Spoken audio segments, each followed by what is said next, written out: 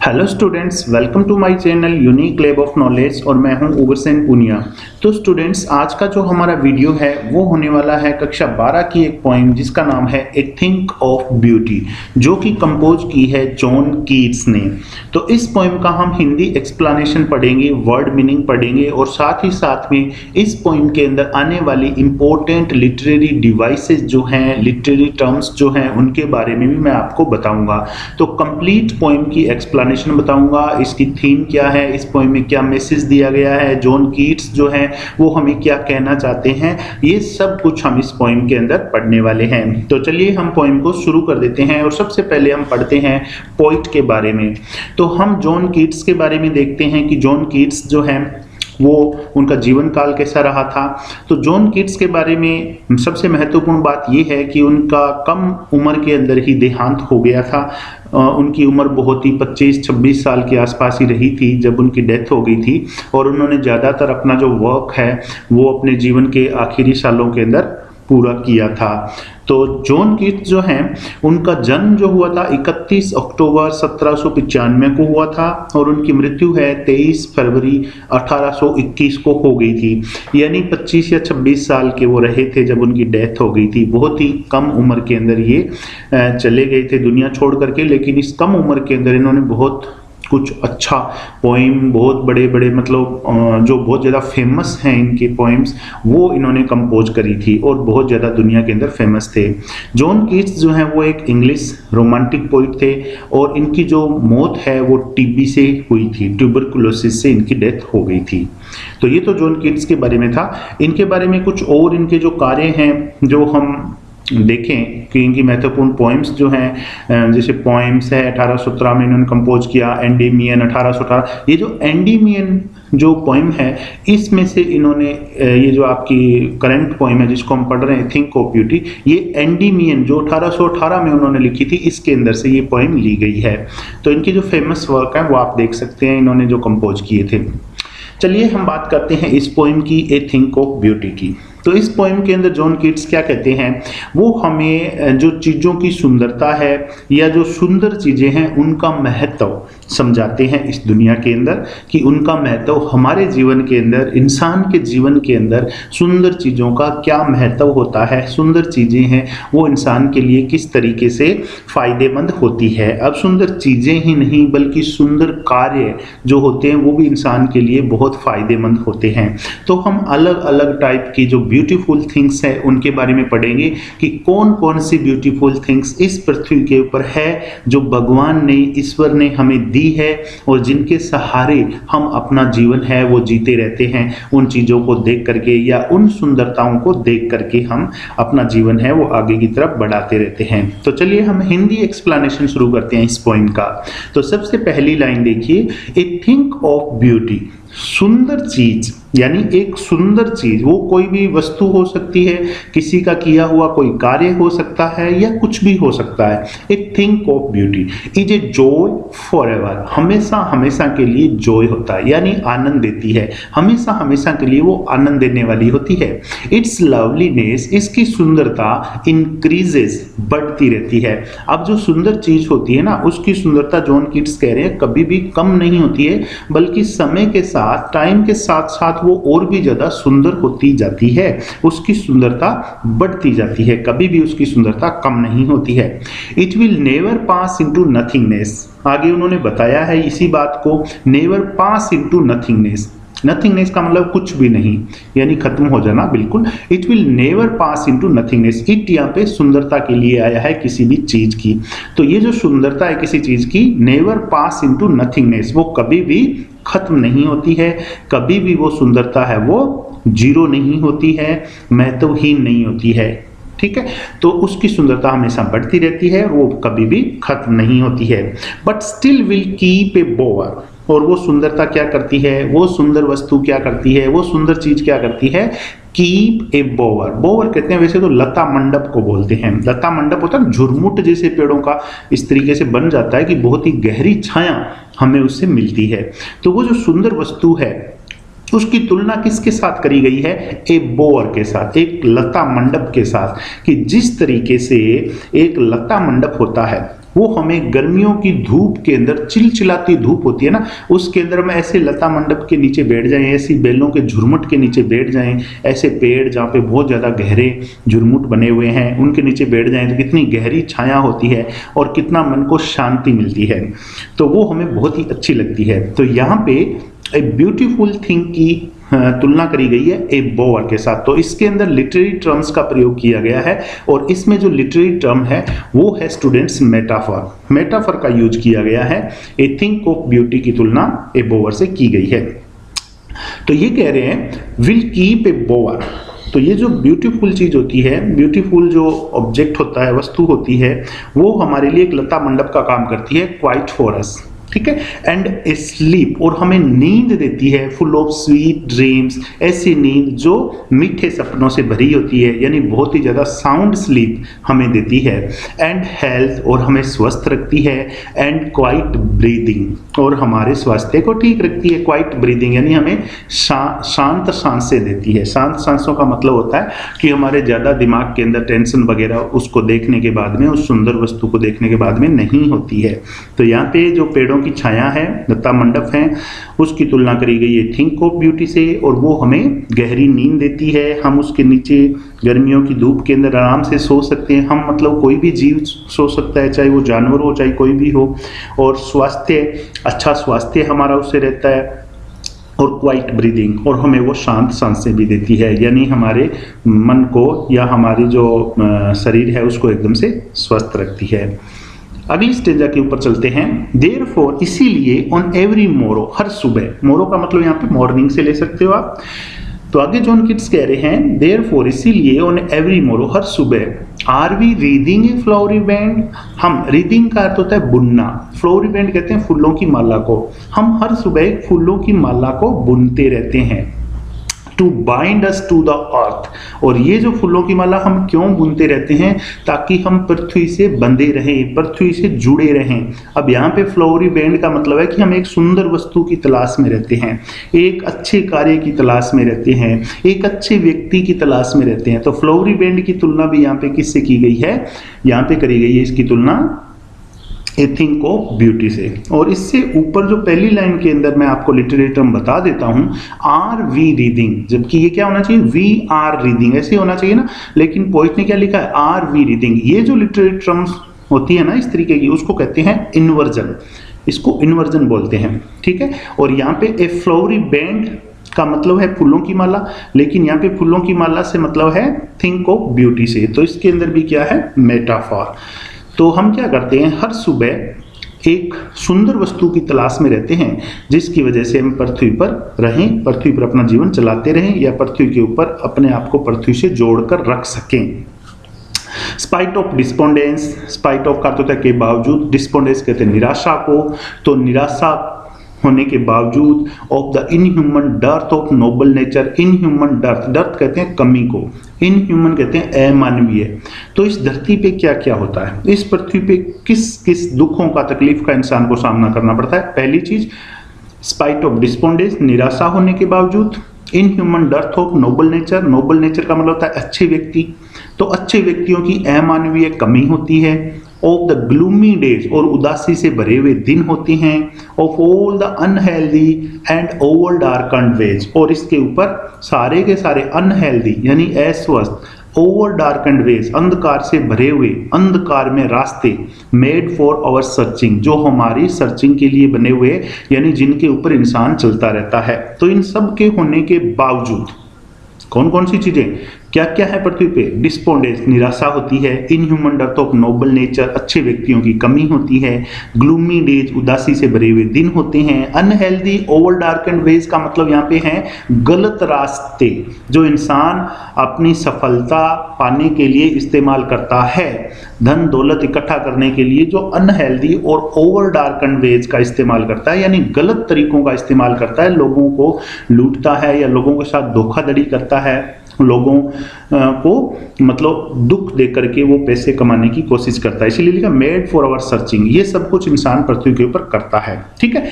Yes, in spite of all, इन सब के होने के बावजूद भी कौन सी चीज हमें राहत देती है, सम शेप ऑफ ब्यूटी, सुंदरता का एक आकार, यानी सुंदरता की एक शेप वस्तु मूव्स अवे, वो दूर कर देती है द पाल, उस पर्दे को, उस पर्दे को दूर कर देती है फ्रॉम आवर डार्क स्पिरिट्स, जो हमारी काली आत्माओं पे पड़ा हुआ है।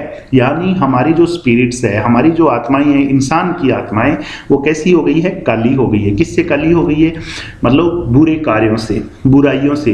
इंसान की आत्मा है वो बुराइयों से भरी हुई है और बुराइयों ने उस आत्मा को ढक लिया है। लेकिन अब इन बुराइयों को दूर कौन कर सकता है? सम शेप ऑफ ब्यूटी, सुंदर वस्तु, सुंदरता की एक वस्तु मूव्स अवे द पाल, इस पर्दे को दूर कर देती है फ्रॉम आवर डार्क स्पिरिट्स, हमारी काली आत्माओं से। यानी ये पर्दा हटा देती है और हमारी आत्मा को एकदम से साफ कर देती है, एक सुंदर वस्तु जो होती है वो। तो यहाँ पे वो कहना चाहते हैं कि सुंदर वस्तु का कितना महत्व है कि इंसान के जीवन में दुख तकलीफें होती है, अच्छे व्यक्तियों की कमी है इस धरती पर, उदासी से भरे हुए दिन यापन करता है इंसान और गलत तरीकों का इस्तेमाल करता है, मुसीबतों में फंसता रहता है, लेकिन फिर भी एक सुंदर वस्तु जो है हमारी आत्माओं को साफ कर देती है, हमारी आत्माओं से बुराइयों को हटा देती है। तो इतना महत्व है एक सुंदर वस्तु का। तो और लिटरेरी टर्म्स की बात करते हैं। चलिए देखते हैं हम तीसरी और चौथी लाइन के अंदर, आप देख लीजिए चौथी और पांचवी लाइन के अंदर देखिए, शुरुआत के अंदर ऑफ और ऑफ का रिपीटेशन हुआ है। यानी एक लाइन, यानी दो लाइन लगातार, दो लाइन के शुरुआत में एक ही वर्ड आता है, तो उसकी लिटरेरी टर्म कौन सी होती है? एनाफोरा। ये आप याद रखें, शुरुआत के अंदर ऑफ आया है चौथी लाइन में और पांचवी के अंदर भी ऑफ आया है, तो दोनों लाइनों में सेम वर्ड है, इसलिए इस लिटरेरी टर्म को कहते हैं एनाफोरा। और उसके आगे नोबल नेचर लिखा हुआ है, देखिए नोबल नेचर में कंसोनेंट वर्ड जो है उसकी पुनरावृत्ति हुई है, एन दो बार आया है लगातार, तो इस लिटरेरी टर्म्स को क्या कहते हैं स्टूडेंट्स? एलिटरेशन। किसको कहते हैं? एलिटरेशन। और यही एलिटरेशन नीचे एक वर्ड और लिखा है सम शेप, इसके अंदर देखिए एस कंसोनेंट है वो रिपीट हुआ है दो वर्ड के अंदर, सम शेप, तो इसको भी क्या कहेंगे? एलिटरेशन। तो चलते हैं अगली लाइनों पर।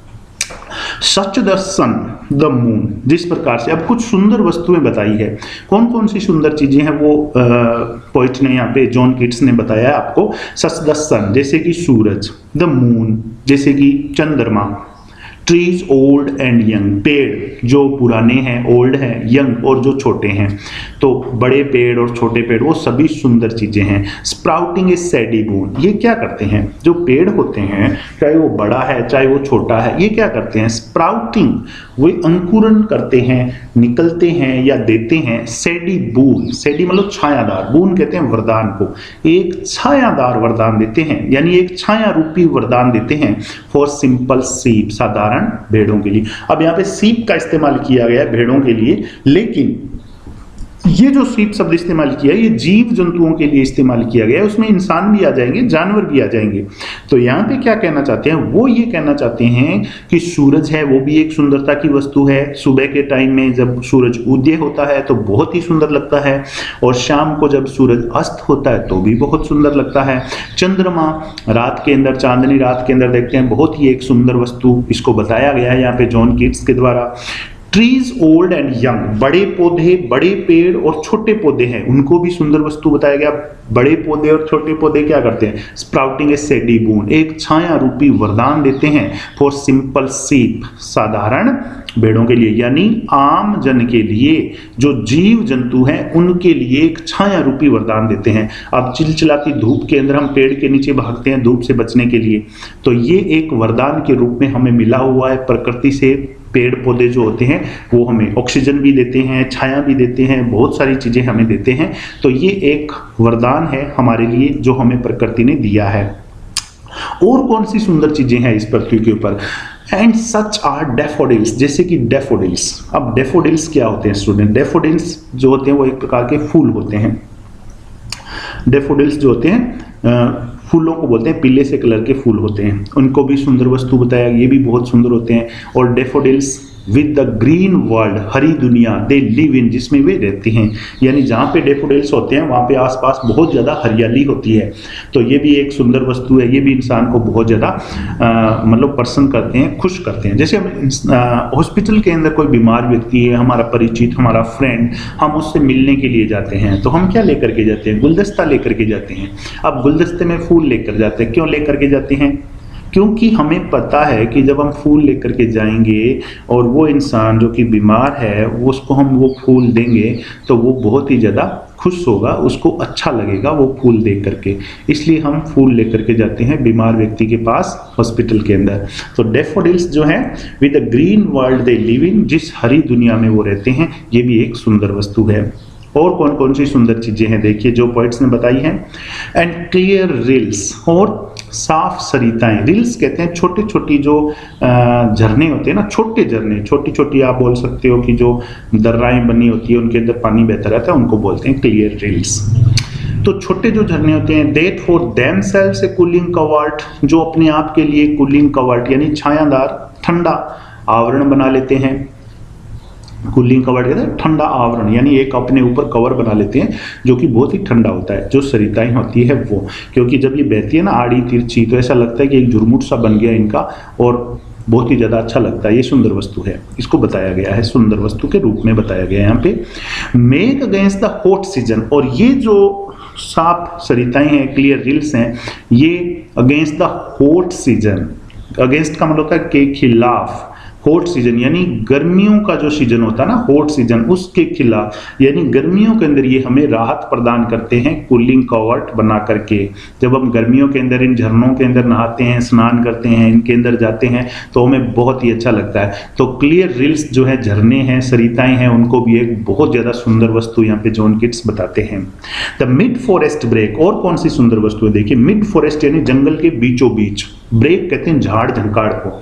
जंगल के बीचों बीच जो छोटे छोटे पौधे होते हैं, झाड़ियां होती है ना, rich with a sprinkling of fair musk rose blooms. अब ये जो झाड़ियां होती है रिच, ये भरी होती है विद स्प्रिंकलिंग, स्प्रिंकलिंग कहते हैं फुहार से, फेयर मस्क, फेयर मतलब सुंदर, मस्क रोज गुलाबी रंग के फूलों से। तो ये जो झाड़ियां होती है जंगल के बीचों बीच, जो कि गुलाबी रंग के फूलों से और खुशबू से भरी होती है, ब्लूम्स, और ये फूल क्या करते हैं? खिलते हैं। ब्लूम का अर्थ है खिलना। इन झाड़ियों के ऊपर गुलाबी रंग के फूल खिलते रहते हैं। तो ये जो ब्रेक है, मिड फॉरेस्ट ब्रेक, ये भी एक सुंदर वस्तु है और अपने वातावरण को, अपने आसपास के वातावरण को ये बहुत ही खुशबूदार और बहुत ही ज्यादा सुंदर बना देती है। तो इस स्टेंजा के अंदर देखिए अपने लिटरेरी टर्म की बात करते हैं तो सबसे पहले सच द सन, इसके अंदर तो एलिट्रेशन है क्योंकि कंसोनेंट साउंड का 2 बार रिपीटेशन हुआ है यहाँ पे देखिए। अगली बात करते हैं ओल्ड एंड यंग। ये जो लिटरेरी टर्म है इसको आप देखिए, इस लिटरेरी टर्म को क्या बोलते हैं? एंटीथीसिस बोलते हैं। ओल्ड एंड यंग यानी एक वर्ड जो है उसका दूसरा वर्ड ऑपोजिट हुआ। यहाँ पे ओल्ड का मतलब होता है पुराने, यंग का मतलब होता है नए। तो यहाँ पे दोनों वर्ड एक दूसरे के ऑपोजिट हैं और बीच में एक शब्द डाला गया है एंड। तो इस तरह से कोई लिखा हो तो उसको कहते हैं एंटीथीसिस। ठीक है स्टूडेंट्स।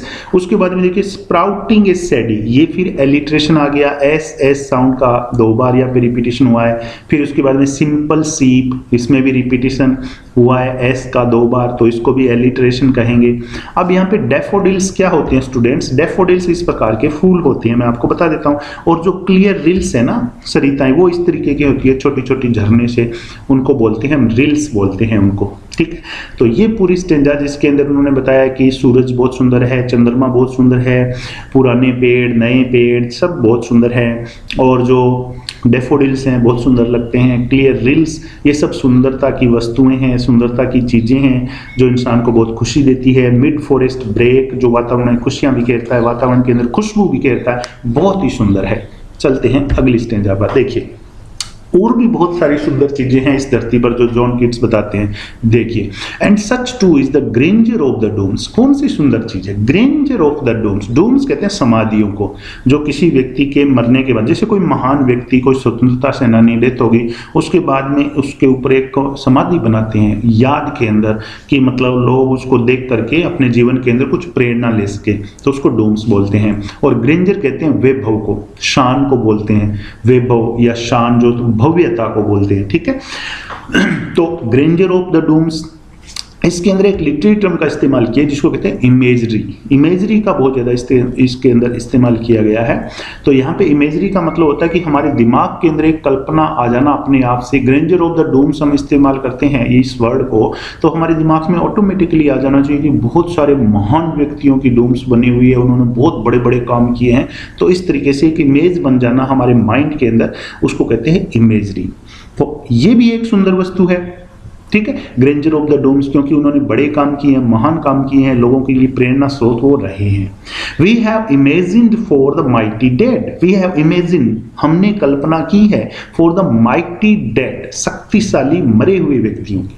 तो हम सोचते हैं उनके बारे में, और जो मरे हुए व्यक्ति हैं उनको क्या बताया गया, माइटी, शक्तिशाली, कि वो बहुत शक्तिशाली थे, बहुत ताकतवर थे, जिनकी समाधियां बनी हुई है। तो वो समाधियां भी महान है। अब माइटी डेड जो है ना, यहाँ पे दो वर्ड है और ये भी एक दूसरे के ऑपोजिट है। माइटी शक्तिशाली भी है, डेड मरा हुआ भी है। अब मरा हुआ शक्तिशाली कैसे हो सकता है, वो तो मरा हुआ है ना।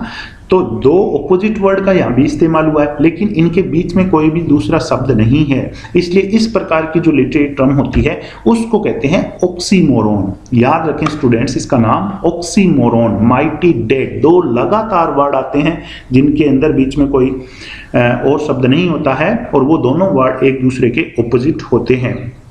तो यहाँ पे कौन सी सुंदर वस्तु बताया गया है, ग्रेंजर ऑफ द डूम्स, जो समाधियों की भव्यता है वो बहुत सुंदर है। We have imagine for the mighty dead, और शक्तिशाली मरे हुए व्यक्तियों की समाधियों की भव्यता है। तो वो भी एक सुंदर चीज है जो हमें प्रेरणा देती है, आने वाली पीढ़ियों को कुछ सिखाती है, उनके अंदर जोश भरती है और उनको कुछ ना कुछ नया करने के लिए प्रेरित करती रहती है। ऑल लवली टेल्स, और क्या, ऑल लवली टेल्स, सारी की सारी सुंदर कहानियां, टेल्स मतलब कहानियां, दैट वी हार्ड और रेड, जो हमने सुनी है या हमने पढ़ी है। अब यहाँ पे हैव हार्ड के अंदर देखो रिपीटेशन हुआ एच का, तो ये क्या है, एलिट्रेशन, ठीक है। ऑल लवली टेल्स, सभी सुंदर कहानियां, महान कहानियां, वी हैव हार्ड और रेड, जो हमने सुन रखी है या हमने उनके बारे में पढ़ा हुआ है। महान व्यक्तियों की जो कहानियां हैं उनकी बात यहाँ पे की जा रही है, जिन्होंने अपने जीवन को मातृभूमि के लिए, अपने देश के लिए बलिदान कर दिया था। उन लोगों की कहानियों की यहाँ पे जॉन कीट्स बात करते हैं। An endless fountain of immortal drink, endless fountain कहते हैं अंतहीन फवारा, यानी ऐसा फाउंटेन जिसका कोई अंत ना हो, ठीक है। ऑफ इमॉर्टल ड्रिंक, इमॉर्टल का मतलब है अमर, ड्रिंक कहते हैं पेय पदार्थ को वैसे, लेकिन यहाँ पे इमॉर्टल ड्रिंक के अंदर मेटाफर का इस्तेमाल किया गया है। इमॉर्टल ड्रिंक जो है, अमर पेय पदार्थ का मतलब यहाँ पे क्या है, एक सुंदरता की वस्तुएं, उनको यहाँ पे बताने की कोशिश की गई है। तो यहाँ पे कह रहे हैं कि सुंदर वस्तुओं का एक अनंत फवारा, यानी इतनी सारी सुंदर वस्तुएं इस धरती के ऊपर गॉड ने हमें दी है, तो ये जो अनंत फवारा है सुंदर वस्तुओं का, ठीक है, पोरिंग अनटू अस, हम पर पोर होता रहता है। पोर का अर्थ होता है उड़ेलना, किसी चीज को ऊपर से गिराना, उसको कहते हैं। तो ये जो सुंदर वस्तुओं का एक अनंत फवारा है ना, ये हमारे ऊपर गिरता रहता है from the heavens brink, brink कहते हैं किनारे को, स्वर्ग के किनारे से। स्वर्ग के किनारे का मतलब ईश्वर से, ईश्वर जो है इन सुंदर सुंदर चीजों की हमारे ऊपर बौछार करता रहता है, और ये फवारा कभी भी खत्म नहीं होता है, इंसान के जीवन भर चलता रहता है। फिर अगली पीढ़ी आ जाती है, उनके ऊपर भी। तो इंसान के ऊपर ये जो सुंदर वस्तुओं का फवारा, जो कि कौन बरसा रहा है, हेवंस ब्रिंक यानी ईश्वर, गॉड, स्वर्ग से ये फवारा हमारे ऊपर गिर रहा है। और हम भाग्यशाली है कि हम इंसान के रूप में जन्म लिया है और हम इन सुंदर वस्तुओं का इस पृथ्वी के ऊपर आनंद ले रहे हैं। तो यहाँ पे इमॉर्टल ड्रिंक की बताया गया है ए थिंक ऑफ ब्यूटी के रूप में, इसलिए इसके अंदर मेटाफर का इस्तेमाल यहाँ पे किया गया है। आप चाहो तो इसमें इमेजरी भी बोल सकते हो, कल्पना कर सकते हो कि आसमान से, स्वर्ग से एक फवारा हमारे ऊपर सुंदर सुंदर वस्तुओं का भगवान के द्वारा डाला जा रहा है और उसका हम आनंद ले रहे हैं। तो इतनी सारी सुंदर चीज़ें जॉन कीट्स ने इस पोएम के अंदर बताई है। आई होप कि आपको ये पोएम एक्सप्लेनेशन और इसके अंदर आई हुई लिटरेरी टर्म्स कुछ हद तक समझ में आ गई होगी। हम मिलेंगे अगले वीडियो में, तब तक के लिए जय हिंद।